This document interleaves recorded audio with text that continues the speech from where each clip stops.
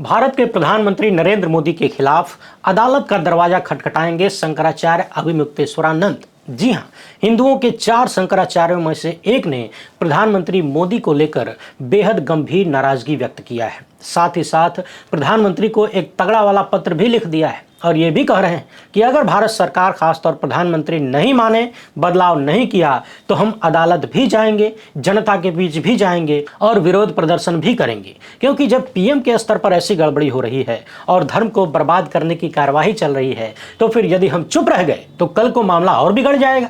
कोई भी अपने आप को कुछ भी घोषित कर देगा और ये पूरा मामला है प्रधानमंत्री द्वारा अपनी राजनीति के लिए धर्म में टांग घुसाने का। जी हाँ, वैसे तो यदि आप अपने विश्वगुरु की पूरी राजनीतिक हिस्ट्री को देखेंगे और उसमें यदि धर्म के नाम को निकाल देंगे तो बहुत बड़ा कुछ मिलता नहीं है। और दुनिया के तमाम विद्वानों ने कहा है कि यदि राजनीति में धर्म घुस गया तो समझिए कि राजनीति तो बर्बाद होगी ही, धर्म भी तबाह हो जाएगा। क्या है पूरा मामला, इस पर तगड़ी वाली चर्चा करेंगे। देखिएगा कैसे एक बार फिर से मेरी वो बात सिद्ध हो रही है कि अमृत काल में काम चाहे जितना गंदा हो, नाम एकदम टॉप क्लास का रखा जाता है।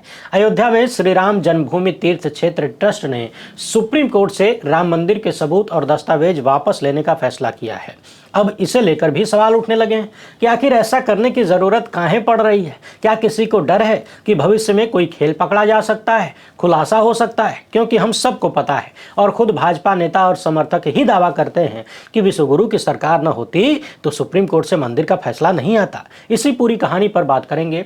उधर गुजरात में भाजपा के डबल इंजन सरकार ने परम मित्र अडानी के लिए एक नया कारनामा किया है और आरटीआई में खुलासा हुआ है। जी हाँ, एकदम स्पेशल कांड है। भूतकाल में शायद ही आपने ऐसा खेला सुना हो, इसलिए एकदम टकटकी लगाकर देखते जाइए। पहली बार है तो चैनल को सब्सक्राइब करके घंटी बजा दीजिए टन से। हर एक वीडियो को लाइक और शेयर करना आपकी जिम्मेदारी है। इसके अलावा आपको मालूम है कि हम किसी धन्ना सेठ या राजनीतिक दल के दम पर नहीं चलते, तभी खुलकर उन मुद्दों पर बात हो पाती है जिन्हें छुपाने के लिए गोदी मीडिया को पैदा किया गया है। हमारा काम पसंद आता हो तो इस QR कोड या फिर मोबाइल नंबर का प्रयोग करते हुए जो भी हो सके आर्थिक सहयोग भेजने का प्रयास जरूर करें। बहुत बहुत धन्यवाद।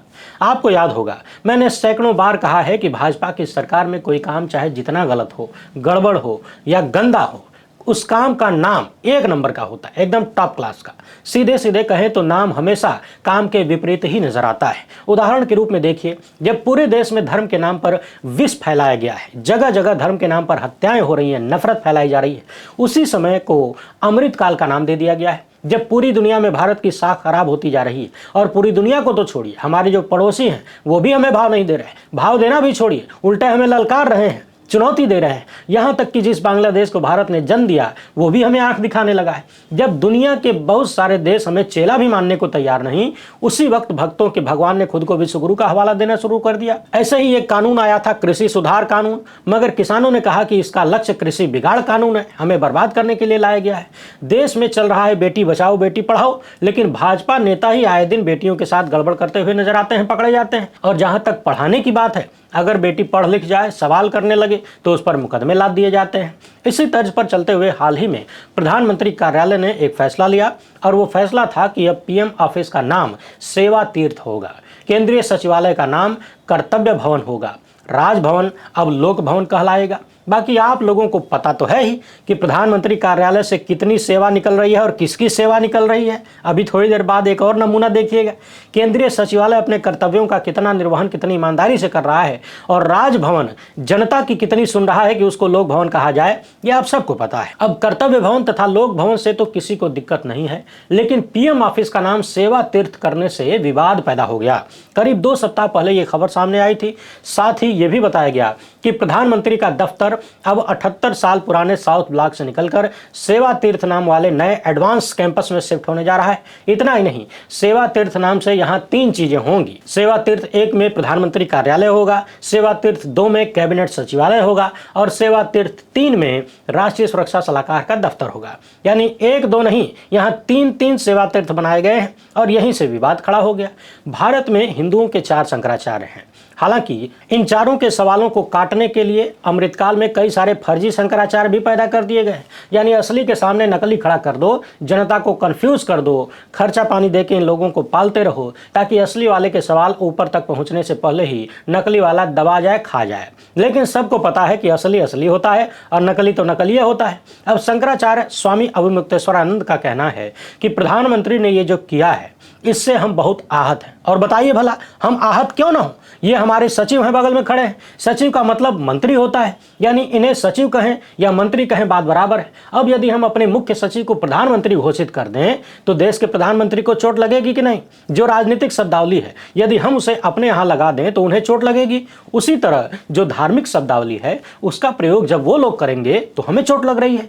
शास्त्रों के अनुसार तीर्थ का मतलब होता है वो जगह जहां के पानी में नहाने से पाप धुल जाएं। अब बताइए, प्रधानमंत्री के ऑफिस में वो कौन सा पानी है जिसमें नहाने से सारे पाप धुल जाते हैं? क्या हमें वहां जाकर नहाने को मिलेगा? और तीर्थ में तो सबका निर्बाध प्रवेश होता है। क्या प्रधानमंत्री के आवास में, उनके ऑफिस में सबका निर्बाध प्रवेश है? न तो वहां सबको प्रवेश मिलेगा, और मिल भी जाए तो वहां जाने से हमारे पाप नहीं धुलने वाले हैं। तीर्थ एक पवित्र शब्द है, उस स्थान पर कोई रोक टोक नहीं होती। मगर जहां तक बात प्रधानमंत्री के कार्यालय या आवास की है तो वहां कोई हिंदू भी हो सकता है, मुसलमान भी हो सकता है, ईसाई भी नौकरी कर सकता है। लोग वहां जूते पहन कर ही जाते हैं, जूता पहन के जाने का नियम है। पूरे तीर्थ में चमड़े का जूता पहन के लोग घूमेंगे। बहुत सारे लोग मांसाहारी भी होंगे, वो टिफिन में भी मांस लेकर आ सकते हैं, आएंगे, खाएंगे, वहीं बैठ के खाएंगे। तो कुल मिलाकर आप तीर्थ शब्द का मजाक उड़ा रहे हैं, और ये मजाक उड़ाने का परमिट हम आपको कैसे दे सकते हैं? क्या आपके पास शब्दावली नहीं है? प्रधानमंत्री, आपके पास इतना बड़ा राजभाषा विभाग है, देश भर के लोगों को आपने उसमें भर रखा है। उनसे कहिए कि कोई अच्छा सा शब्द ढूंढ कर निकालें, वही नाम रख दीजिए। जब हम राजनीतिक शब्दों का इस्तेमाल नहीं करते तो आप धार्मिक शब्दों का इस्तेमाल क्यों कर रहे हैं राजनीति में? जो हमारा धार्मिक शब्द है उसके अर्थ में आप विकृति लाने का काम कर रहे हैं, और धार्मिक शब्द के अर्थ में विकृति लाने का अधिकार हम देश के किसी भी राजनेता को या फिर किसी भी सरकार को नहीं दे सकते। इसे लेकर हमने प्रधानमंत्री को पत्र लिखा है और हम इस पर प्रदर्शन भी करेंगे। ये नहीं हो सकता कि प्रधानमंत्री ऑफिस, जहां साम दाम दंड भेद सब कुछ हो रहा है, सारे कर्म हो रहे हैं, तरह तरह के षड्यंत्र चल रहे हैं, तरह तरह की ऐसी ऐसी योजनाएं बन रही हैं उल्टी सीधी, जहां पर धर्म विरुद्ध व्यवहार हो रहा है, वहां कैसे तीर्थ शब्द का प्रयोग होगा? इसलिए हमने इसका विरोध किया है, प्रधानमंत्री को पत्र लिखा है, आगे भी रिमाइंडर भेजेंगे, और यदि सुधार नहीं हुआ, आवश्यकता पड़ी तो न्यायालय भी जाएंगे। यानी प्रधानमंत्री को पत्र लिखने से, रिमाइंडर भेजने से यदि उन्होंने ये नाम वापस नहीं लिया तो कोर्ट का दरवाजा भी खटखटाएंगे और जनता के बीच भी जाएंगे। शंकराचार्य कहते हैं कि चुप रह जाने से बात और बढ़ेगी। कोई भी अपने आप को कुछ भी घोषित कर लेगा, इसे रोकना पड़ेगा। और फिर जब पीएम के स्तर पर कोई बात होती है तो मामला अलग होता है। कोई छोटा मोटा व्यक्ति ये सब कर दे तो ध्यान नहीं देते, लेकिन यहाँ तो पीएम स्तर पर हो रहा है। भारत में तो राष्ट्रपति से ज्यादा प्रधानमंत्री का प्रभाव है। इन परिस्थितियों में इसका मतलब है कि राष्ट्र का सर्वोच्च स्थान ऐसी चेष्टा कर रहा है जो कि धर्म को क्षति पहुंचाने वाली, तीर्थ शब्द के अर्थ में विकृति लाने वाली है। यानी शंकराचार्य का कहना है कि प्रधानमंत्री कार्यालय का नाम बदलकर जो सेवा तीर्थ किया गया है ये ठीक नहीं है। तीर्थ एक धार्मिक शब्दावली है, इसका राजनीतिक प्रयोग नहीं होना चाहिए। इसके विरुद्ध प्रधानमंत्री को पत्र लिखा गया है। यदि ये फैसला वापस नहीं होता है तो हम प्रोटेस्ट करेंगे, जनता के बीच जाएंगे और अदालत का दरवाजा भी खटखटाएंगे। वैसे इन्होंने एक बात और कही कि क्या प्रधानमंत्री कार्यालय में कोई ऐसा पानी है जिसमें नहाने से पाप धुल जाते हैं? अब पानी के बारे में तो हमको जानकारी नहीं है, लेकिन भाजपा के पास एक ऐसी वॉशिंग मशीन जरूर है जिसमें डुबकी लगाते ही बड़े बड़े पाप धुल जाते हैं। चाहे जितना बड़ा भ्रष्टाचारी हो, चोर हो, चक्का हो, बलात्कारी हो, सब ईमानदार और साफ सुथरे हो जाते हैं, चरित्रवान हो जाते हैं। वैसे इंतजार ये भी करिए कि अभी तक तो प्रधानमंत्री कार्यालय को सेवा तीर्थ ही घोषित किया गया है।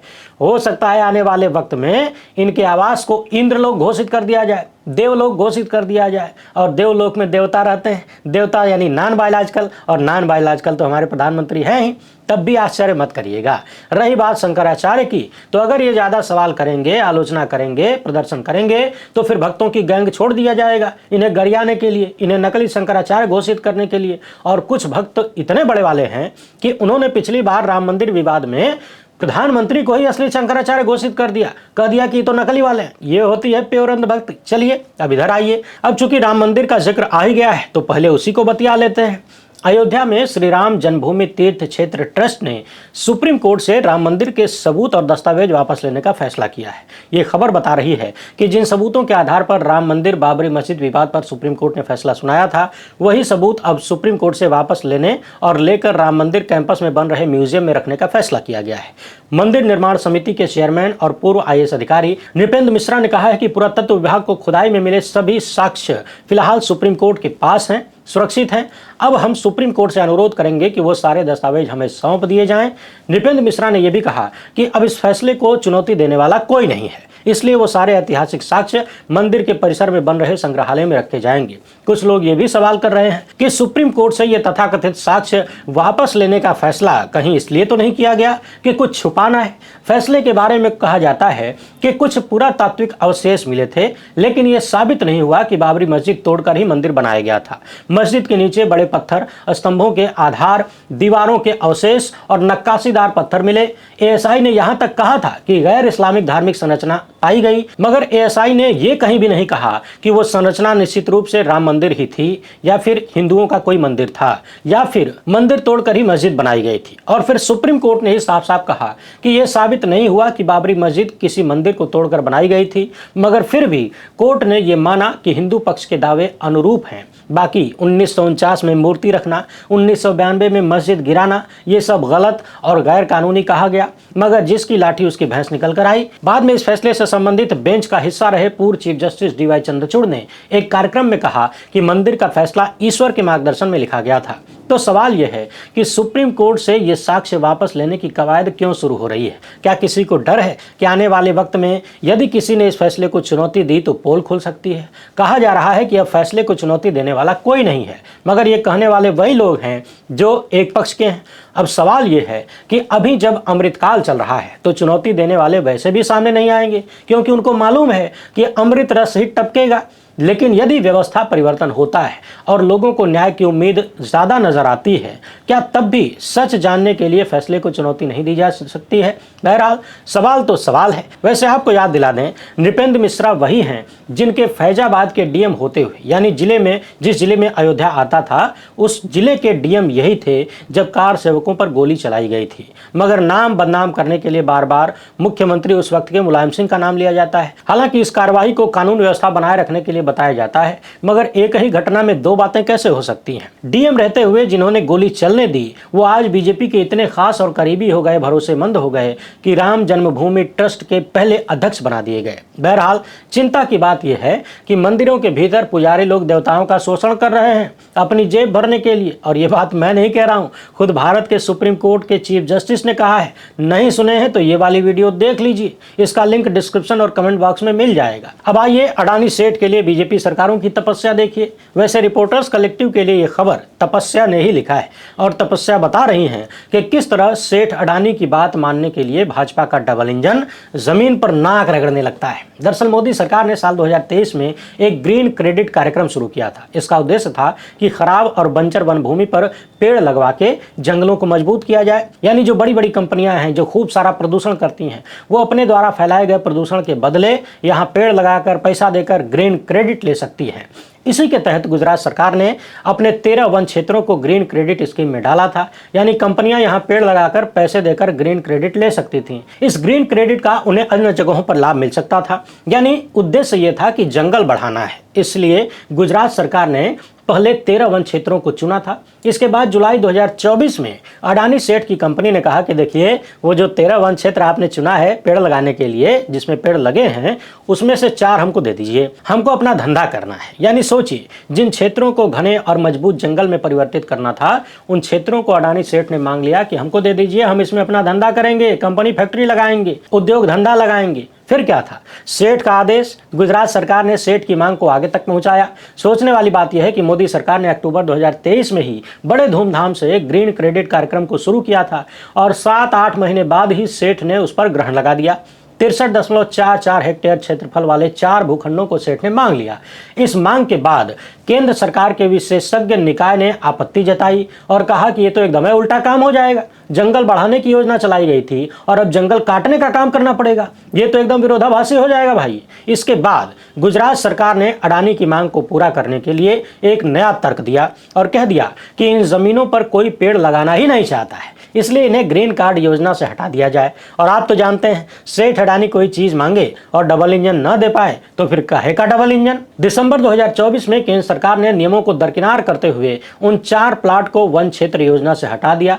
अब इसके बाद ये जमीनें वन संरक्षण कानून के तहत उद्योगों को दी जा सकती हैं। इन सवालों पर गुजरात सरकार ने मीडिया से कह दिया कि अडानी के लिए कोई जंगल नहीं हटाया गया, लेकिन आरटीआई से जो दस्तावेज मिले उसमें साफ साफ पता चलता है कि गुजरात ने खुद लिखा था कि ये 4 प्लाट अडानी की कंपनी को चाहिए, उन्होंने मांगा है। और जैसे ही सबूत दिखाए गए गुजरात सरकार गूंगी सरकार हो गई, तो उसने कोई जवाब नहीं दिया। उधर जब अडानी ग्रुप से इस संबंध में सवाल किया गया तो पहले उन्होंने कहा कि कोई जानकारी नहीं है, फिर कहा कि प्रोजेक्ट बताइए। रिपोर्टर्स ने जमीन के जीपीएस लोकेशन तक दे दिए, फिर भी अडानी ग्रुप ने कोई साफ सुथरा जवाब देने से इनकार कर दिया। आपको बता दें कि ये सभी 4 वन क्षेत्र कच्छ गुजरात में हैं। इनमें से 2 जमीनें मुंद्रा पावर प्लांट पोर्ट जो कि अडानी के पास है, उन्हीं के करीब हैं। तो कुल मिलाकर खेला ये हुआ है कि ग्रीन क्रेडिट जैसे हरित कार्यक्रम का इस्तेमाल उल्टा हो गया। चले थे जंगल बचाने और सेठ के कहने पर जंगल काटने का रास्ता खोलना पड़ा।